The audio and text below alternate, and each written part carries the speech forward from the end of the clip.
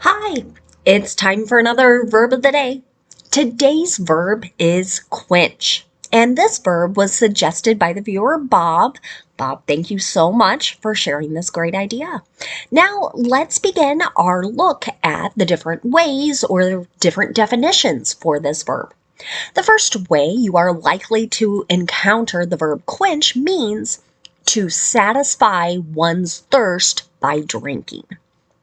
So, many times, we actually don't see this word used as a verb, but we see it in the infinitive or we see it in its gerund form.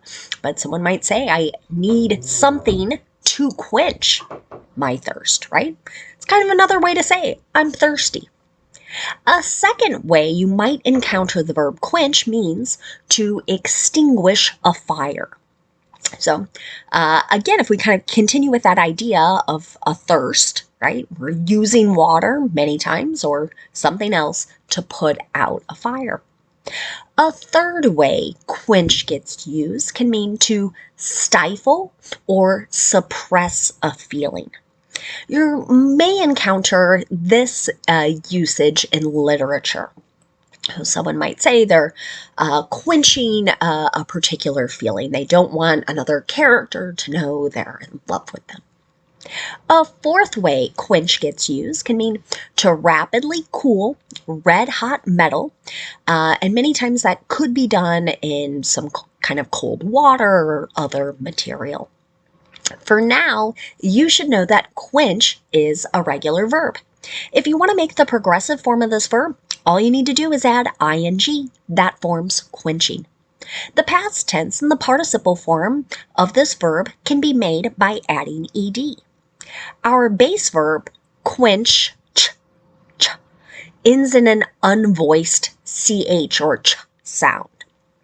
This means the ed ending is going to make a t sound, and I'm not going to add an extra syllable when I say it. The past tense and the participle form of the verb should sound like this: quenched, quenched. You might be happy to know we don't have any additional phrasal verbs that we need to study. So now we'll move on to a little verb tense practice. Today I thought we could review the present perfect and the present progressive. Let's start with the present perfect. We can use this verb tense to talk about an action that started in the past and continues into the present. Or we can use it to talk about an action that occurred at an unknown point in the past. Now you'll notice in the name of this verb tense, present perfect, we have two P's. Those two P's can help you remember you need two parts to form your verb. This is a verb tense where we need to pay attention to our subject. If our subject is I, you, we, or they, you're going to use have and then the participle form of the verb. If your subject is he, she, or it, use has and then the participle form of the verb. Here's an example. The torrential downpours have quenched some of the land's thirst, but it can't undo decades of hot, dry weather. So this sentence is really talking about an area that maybe has been experiencing a drought for a very long time, and maybe we've had really heavy rains, and so it's kind of talking about land's metaphorical need, thirst here. So of course it does have a need for water, so that things can grow, but still that idea that kind of the land is thirsty. Now let's take a look at a negative sentence. To do this, again, you pay attention to the subject. You'll use either have or has, then not, and then the participle form of the verb. Here's another example. These books haven't quenched their thirst for a better understanding of leadership.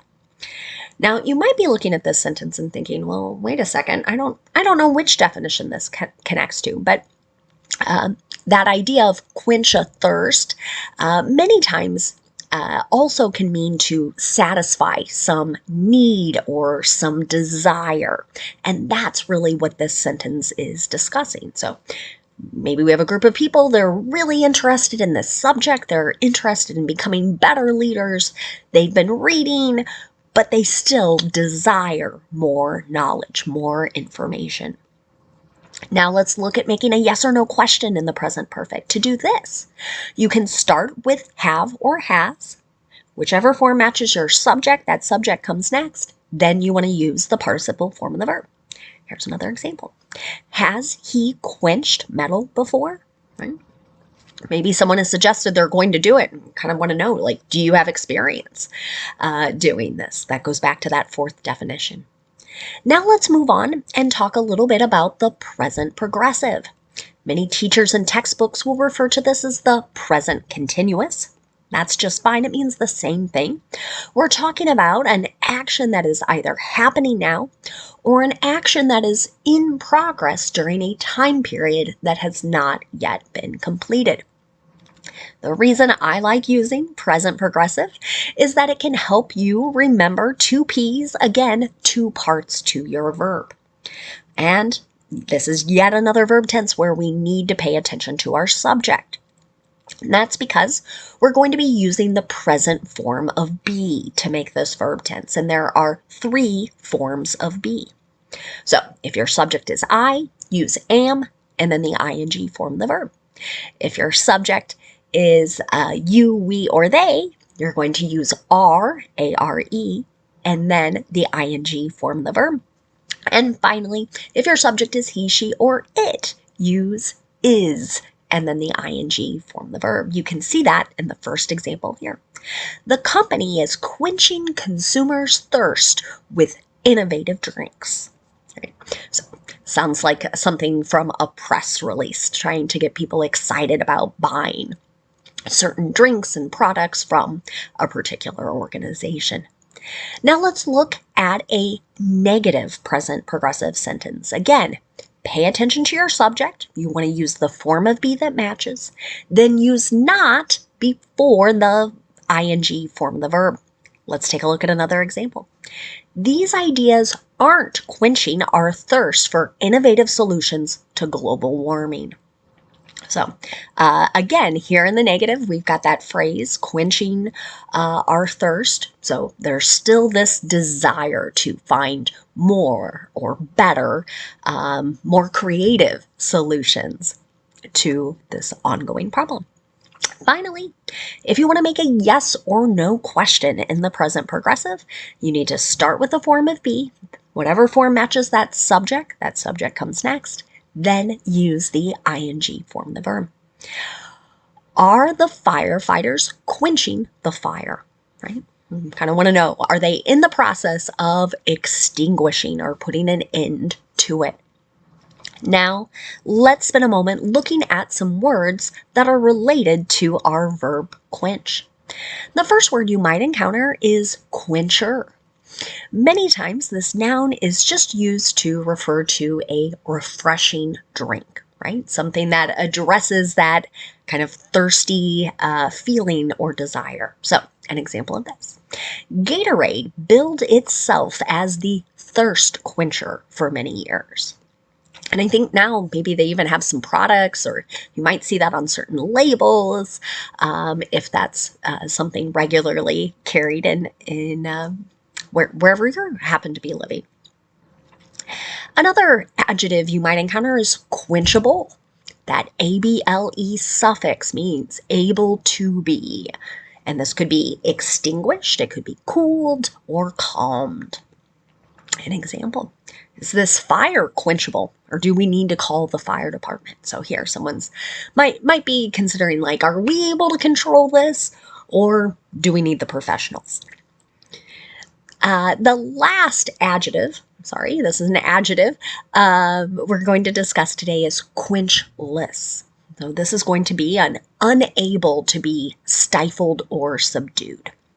And again, this adjective may be more commonly found in literature. So maybe an example of how we might hear a writer describe something. This news filled her with quenchless joy. So It's not a feeling she's going to keep in, right? This is going to be something that comes out. Maybe she begins to sing or dance or do something that conveys this extreme happiness. Thanks again to Bob for suggesting today's verb, and I thank you all for watching. Have a great day.